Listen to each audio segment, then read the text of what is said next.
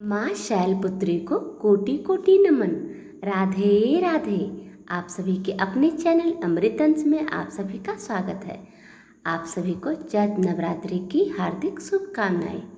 नवरात्रि का पावन पर्व 19 मार्च से शुरू हो जाएगा और पहले दिन माता शैलपुत्री की पूजा होगी। माता की पूजा के लिए 19 मार्च की सुबह 6:28 से 7:55 तक का समय सबसे शुभ रहेगा। इसी दौरान कलश स्थापना भी की जाएगी। हिंदू धर्म में नवरात्रि को साधना और भक्ति के लिए काफ़ी पवित्र माना जाता है। चैत्र मास के शुक्ल पक्ष की प्रतिपदा तिथि के साथ चैत्र नवरात्रि आरंभ हो रही है।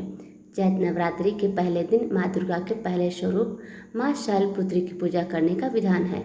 शास्त्रों के अनुसार माँ शैलपुत्री को हिमालय की पुत्री हैं, जो हिमालय पर्वतों का राजा है।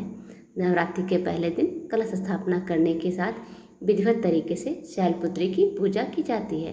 इसके साथ ही इस व्रत कथा का पाठ या श्रवण अवश्य करना चाहिए। माँ शैलपुत्री को माँ पार्वती के नाम से भी जाना जाता है और उनका विवाह पुनः भगवान शिव से ही हुआ।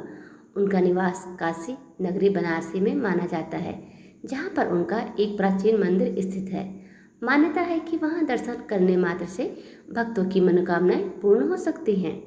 माँ शैलपुत्री का स्वरूप अत्यंत शांत, सौम्य और करुणामयी है। इनके दाएं हाथ में त्रिशूल और बाएं हाथ में कमल का पुष्प सुशोभित रहता है, जबकि वो नंदी बैल वृषभ पर आरूढ़ है।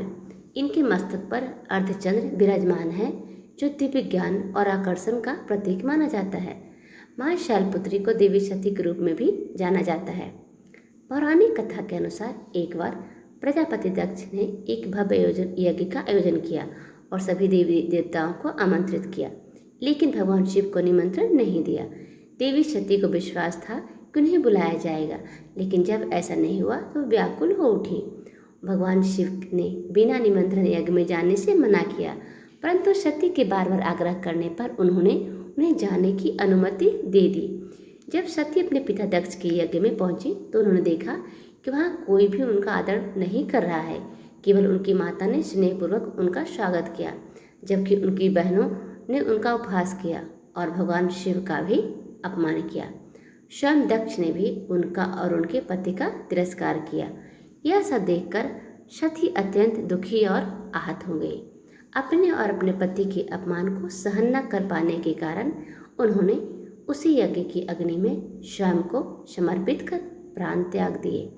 जब भगवान शिव को इस घटना का पता चला तो वे शोक और क्रोध से भर उठे।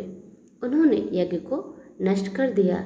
इसके बाद सती ने हिमालय के घर पुनर्जन्म लिया, जिस कारण उनका नाम शैलपुत्री पड़ा।